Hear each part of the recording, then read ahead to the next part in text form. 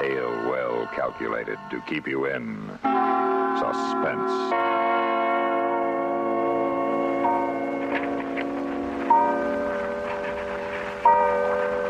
Dear Julie, the clock here in my room has just struck 7, which means I have about an hour for writing this letter to you. I guess already you've said, who's this from? What goes? So I'll tell you right off. Remember Morton Blake? Speed Blake, they called me in high school. The guy who sat behind you in Algebra 2 and chemistry. Now, that was more than 7 years ago. And I'm writing to you because there's no one else in the world that I give a darn about. There never has been, Julie, since I saw you the first time. Well, I sure had other plans about you, and that's probably a surprise, too, because I never had the nerve to let you know I was alive before. But as it is with me now, this letter is all you'll ever know.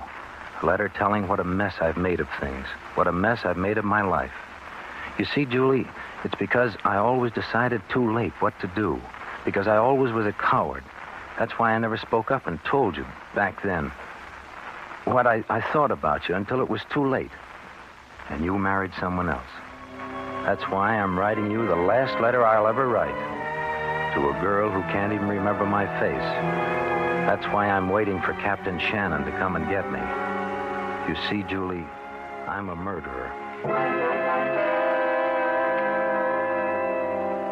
Yes, in just a little while, I'll see the squad car pull up outside, and then all the fumbling and mistakes will be over. But I want you to understand, that's all. Because it really was all her fault, Pauline's. Do you remember Pauline? She was that strawberry blonde who hated you so much. Of course, Pauline hated everyone. She was so sharp and mean and not like you. But when you got married, I married Pauline just to show myself that I didn't care. Just because she was there handy and you were lost. It was 5 long years we were clawing each other like 2 cats tied in a sack. Right up to that last night. She'd gone to a show alone. I picked her up afterwards. I was a little late, so she really began writing me. She was in a fine... One thing after another. I tell you, I've just about had my fill, Mort. I've stood as much as I'm going to. As much of what? As much of what? Oh, look, Pauline, I worked late. I'm tired. Now, why don't you just sit there and be quiet? Yes, you'd like that, wouldn't you? You'd like it if I was deaf and dumb. But you won't shut me up, Morton Blake. When I want to talk, I'll talk. What are you stopping for? It's a boulevard stop sign. Oh, isn't that silly? It's almost 2 in the morning. There isn't a car in sight. Oh, Paulie, let me drive the car, will you? All right, sure. Take your time after I waited almost an hour in the cold. You don't care about anybody but yourself. Pauline. What? Look, let's stop kidding ourselves. Let's be honest for 5 minutes. Honest? You're a fine one to speak about being honest. I just wonder if it really was work that kept you tonight. After all, I know a couple of things. Forget all that, will you? And listen. What I'm trying to say is our marriage is finished. You know it, and I know it. It was no good before we started. Yes. And whose fault was that, may I ask? I know what you were thinking of then. I know who you were mooning about. I know that. Oh, all right. But why should you and I go on? Why don't we just call the whole thing off? You've been working too hard, Mort. You're delirious. Do you really think I'd ever give you a divorce? Well, it's as bad for you as it is for me, Pauline. Why not? I got my reasons. But we're wasting our lives. You're still young and pretty, and you could get a much better deal. You think you could, too, don't you, Mort? Oh, I don't know. Well, just because you want your freedom so much, it's no go, see?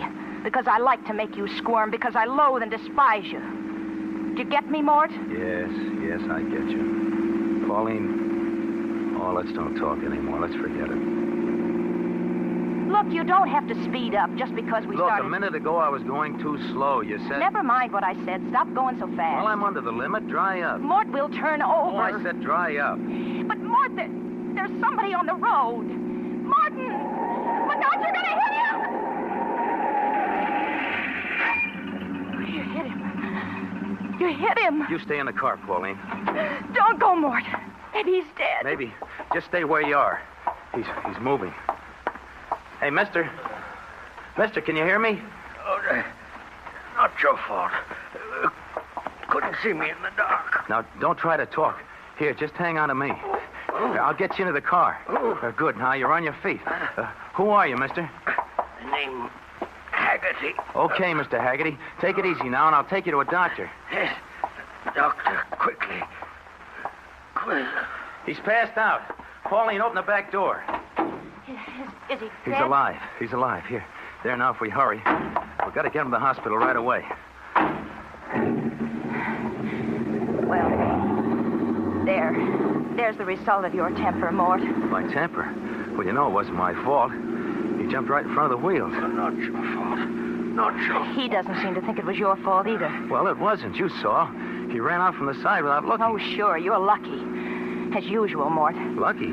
What are you talking about? The streets are completely deserted. Well, it's late. What's so strange about that? Nothing. I mean, there weren't any witnesses. Well, that's right. No witnesses except him and you. Yes. That's right. Him and me. What's your hurry, Morton? What's my... Well, I've got to get him to a hospital. He may be dying. No, Mort, he's not dying. You don't have to hurry. He's dead. He's dead.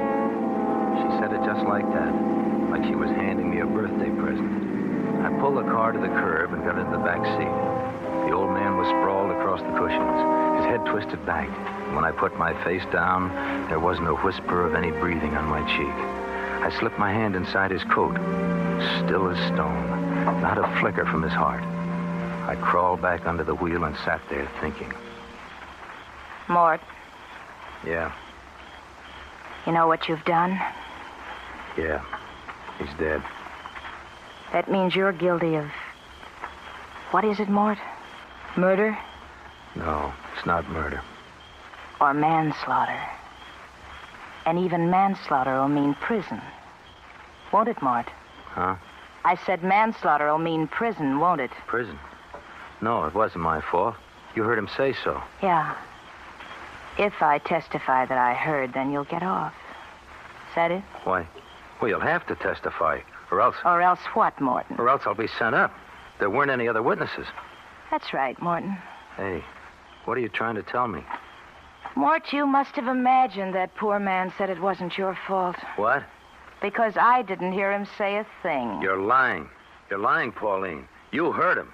As soon as I put him in the car, he said it's not your fault. Can you prove it, Mort? Can I prove? This is what I've wanted, Morton. I'll have my freedom, but you won't have yours. You'll be that jailbird Speed Blake. And you'll have years and years and years to think about the other girls you used to know. Won't you, Mort? I looked at her. She had a thin smile on her lips. I got a crawling feeling at the back of my neck. I held onto the wheel so tight my knuckles began to ache. Well, Morton, what are you waiting for? What was I waiting for? What had I always waited for?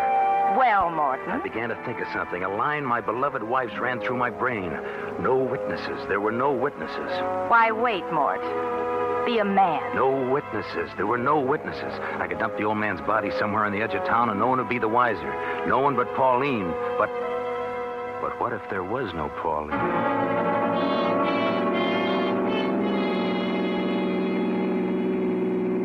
Where are you going? This isn't the way, Mort. Morton, look at that speedometer. I tell you, you're going the wrong way, Mort. We're way past the city limits. Morton, stop this car at once. Stop it, do you hear? Okay. I'll stop the car, Pauline. Oh. Mort, you didn't really believe me when I said I wouldn't testify? Did you, Mort? Yes, I believed you. But I was only kidding. I wouldn't think of not telling I believed you, Pauline. But you know I'd never do I believed you, and so I'm going to kill you. You're joking. Am I? You wouldn't dare, Mort.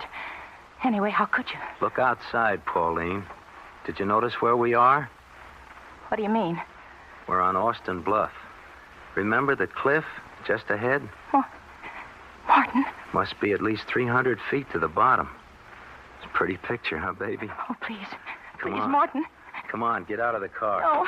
Oh, yes. We're going for a walk, Pauline. A walk in the moonlight. No. Just you and me. After 5 years, we ought to have a little romance, we two. She didn't budge. Her eyes blazed at me. I got out of the car and closed the door. Walked around to the other side to pull her out. But she locked the door from the inside before I got there. I I ran fast, back to the other side. I wasn't fast enough. She'd locked that door. And the back doors, too. She and Haggerty were locked in. Oh, it made me crazy wild to see her little white face in there. The face that had kept me from anything a guy could want in life. Open up. Open up the door. You can't get away. I got the key, so quit stalling. Open up. Stop it. Stop that horn or I'll... Okay, I'll fix that. You won't keep that racket up long, sweetheart. Let's see now. Which is it? There. Got him. You see, Pauline? You'd be smart to come out and get it over with. I pressed my face against the glass. She was crouched down in the front seat. Her eyes watched every move I made. She was trapped and she knew it. I could see Haggerty in the back seat, his head still twisted back. His eyes were shut and his sprawled old body had a look of pain and surprise. Even wild like I was, I felt bad about him, but I had to hurry. Pauline was fooling with the lights, flashing them on and off. I fell around on the ground and I found a good solid rock. I picked it up and I showed it to her. Open up. This is your last chance or I'll smash the window. Okay, whatever you say, baby. Here we go. Now for that walk. No, don't. Come on. No, don't, Mort. Don't hurt me, please. Come don't on. hurt me. Come on, I'll stop that screaming. Now, I think it's a clear drop here. No ledge. That's right. You see that glow down there? That's water. Taylor Creek. Clear all the way down. Oh, you want to talk, huh? Okay, talk. You can even yell.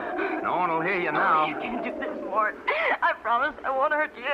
You're not the kind of person to kill. You can't do it, Morton. You can't do it. Can't I? No, please. You'd please. be surprised what I can Morton, do, Pauline. Please, let me. No, please. Stop it. Goodbye, Mort. baby. No. Goodbye. Sweet dreams. Yes, Julie, I did it. And when you get this letter, you'll be the only person who'll really know why. Who'll know that I'm only sorry that I didn't kill her sooner. All right, so you can't quite remember which guy I was, if I was the tall one or the red-headed one, or if you spoke to me when you saw me in the hall. That doesn't matter, to you or to me now. 5 years. 5 years I might have spent at least thinking about you. Well, it was done. I climbed back in the car. The clock on the dash said 20 after 2. And I still had to get rid of the old man's body before daylight, so I started driving. When I came to a strip of forest along the road, I stopped my car and I got out. And right then, the beam of a spotlight pinned me in my tracks. I didn't move. I saw it was a cop. Hey, what you doing there? He started walking toward me, rolling his motorcycle. No parking anywhere along the highway, mister. Okay, officer. Okay, I didn't know. This ain't no lover's lane. You gotta keep moving. Oh, I'm sorry. I'll get going right away, officer. Say, you're not carrying any vegetables in your car, are you? Vegetables? No. There's a beetle thing going on again. I just better take a look in the back there. Oh, there's nothing in there, honest. What? Listen. Where does that guy think he's going? Oh, yeah. Yeah, he's speeding all right, isn't he? Say, am I going to slap a ticket onto him? But you clear out of here, mister, and don't ever park in this highway again. No. Never again.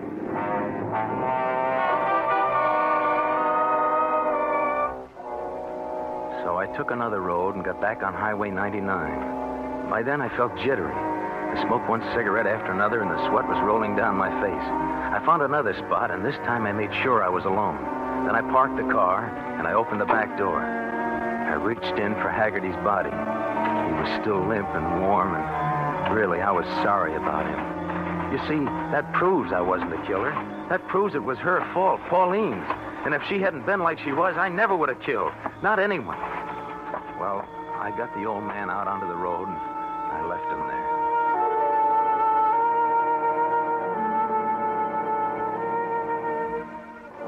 Home, I put the car in the garage and looked it over to see that everything was okay.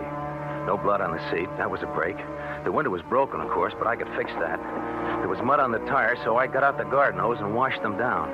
Then I went into the house. I was pretty nervous. I knew I'd have to be on my toes for the next 3 or 4 days, so I took a couple of sleeping pills.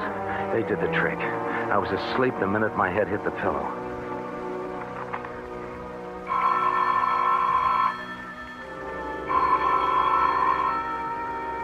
The telephone sounded like it was ringing miles away. I didn't know if it was day or night, but I stumbled down the hall, shaking my head, trying to clear my brain. Hello? Hello? Is this Morton Blake? Yes. This is Sergeant Graham down at headquarters. Yeah. Is anything wrong? I got some bad news for you, Blake. Bad news? Yeah. A report just came in from the East Precinct. A couple of campers found a body at the bottom of the cliff.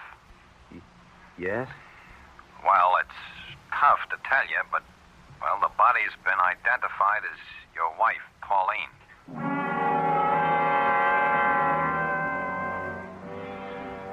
It looked like an accident. They didn't suspect a thing. I was in the clear. The sleeping pills were still working. I wanted to go back to bed, but I didn't dare. I had to get down to that morgue right away to identify what was left of Pauline. I thought that might throw me, but I was as cold as steel when they took me in to see her. They were watching me, so I pulled an act. Hey, take it easy. Take it easy there. Here, sit down here. Oh. I got you some water. Oh, thanks. I'm all right now. Yeah. Take a swallow of this. Oh, thank you. Gee, I guess you must get pretty hardened to these things after a while. Yeah, I see him every day. I don't know. You never really get used to it. We had another sad case this morning. Another accident? Yeah. They brought in an old fella. Found him on Highway 99. Smacked by a hit-and-run driver. Yeah.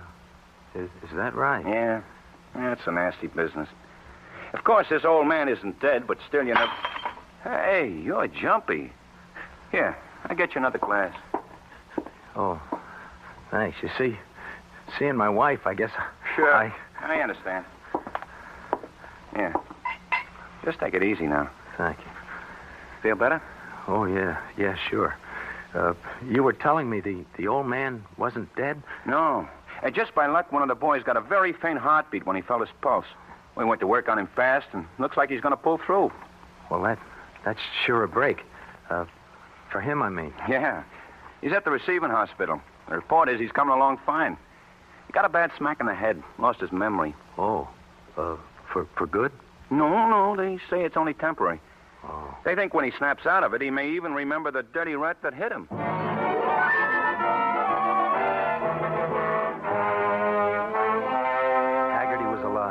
Alive. Well, of course, I should have been glad. The poor old guy had never done anything to me. But I couldn't think that way then. Haggerty was alive, and he'd remember me. And he'd remember Pauline was with me. I almost gave up. I almost shouted, all right, I did it. I killed my wife. But something kept me fighting. Long enough to get out of there. Long enough to drive to the hospital where Haggerty was. It was an awful chance to take, but I couldn't stay away. I was just walking up to the desk to find out his room number. Blake. Aren't you Morton Blake? Yes, I am. I'm Captain Shannon from headquarters. I just saw you down at the morgue. Oh, yes, I didn't remember. Yeah, well, can't tell you how sorry I am about your wife. Oh, thank you very much, Captain. Funny running into you here. Yes, I thought I'd find out if I could get a room and take a rest for a few days. I feel pretty well shot. Yes, I can imagine. But I don't think you have a chance the way hospitals are crowded. You'd better get your rest at home. Get a friend to stay with you. Yes, I guess you're right, Captain. I'd drive you home, but I get called down on this hit-and-run case. Oh, the old man? The attendant at the morgue was telling me. He was? Well, shouldn't talk to you about such things the way you feel.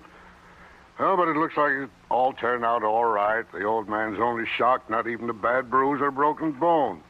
He's conscious now, so I'm going up to talk to him. Do you think he'll know who hit him? Well, they said over the phone he has a good description, and even if it isn't good, we've got the tire print of the car and the footprint of the driver.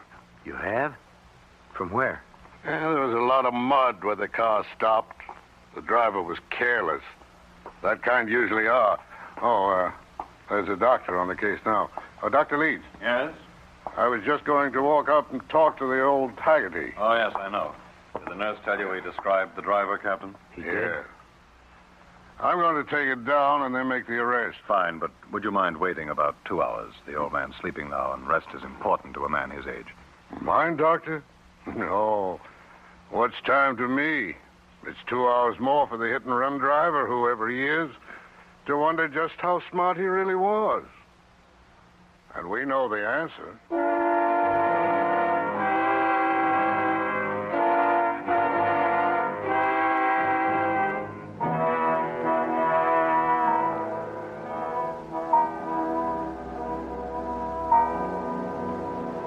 So, Julie, I'm waiting now. I'm writing you all this because I got a crazy idea that you have a right to know. You, a girl I knew 7 years ago, who won't remember me, who won't remember that nickname, Speed, or if I had freckles. I did. Or if you signed my book on class day. You didn't, because I didn't have the nerve to ask you. So maybe it isn't a real girl at all that I'm writing this to. I guess I'm writing to how I failed. To how I never did anything in time. To how I thought good and acted bad. You see, what I think you were adds up to how much I failed. I guess every guy in the world has someone like you. A girl in a blue dress. And success is having her now, not back a long way in the past. They drove up now. Captain Shannon and, yes, a couple of cops. And Haggerty. Old Haggerty's walking. Okay. Well, I only got seconds to get ready for them. So goodbye, Julie. Goodbye.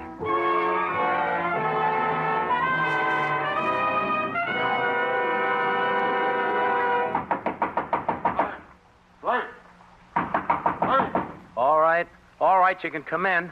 It isn't locked. I brought Mr. Haggerty, Blake. I think we all ought to have a little talk. Oh, sure. Sure, I know. This is the man, isn't it, Haggerty? Oh, yes, but I told you, Captain, it wasn't his fault. You told him. You told him what? Of course. I stepped out and you couldn't miss hitting me. But he left you there. You might have been dying, Haggerty. I know. He got scared. I don't blame him. I'm not going to make any charges, Captain, and that's that. Well, I guess that's all, Blake. All. You ought to be happy about it. But didn't he tell you about Pauline? About my wife? What about your wife? Well, that she was with me in the car? Last night? Your wife was with you? Haggerty! He didn't tell you? And now it's too late. Well, what's wrong with you, Blake? Somebody get some water. It's too late. I took cyanide when you drove up. It's too late. You see, I killed Pauline. But Haggerty never said... I know now. He didn't see her. He passed out before I put him in the car. But it's too late. It's funny about me, Captain. I was always too late. And they used to call me Speed. Oh, Speed Blake.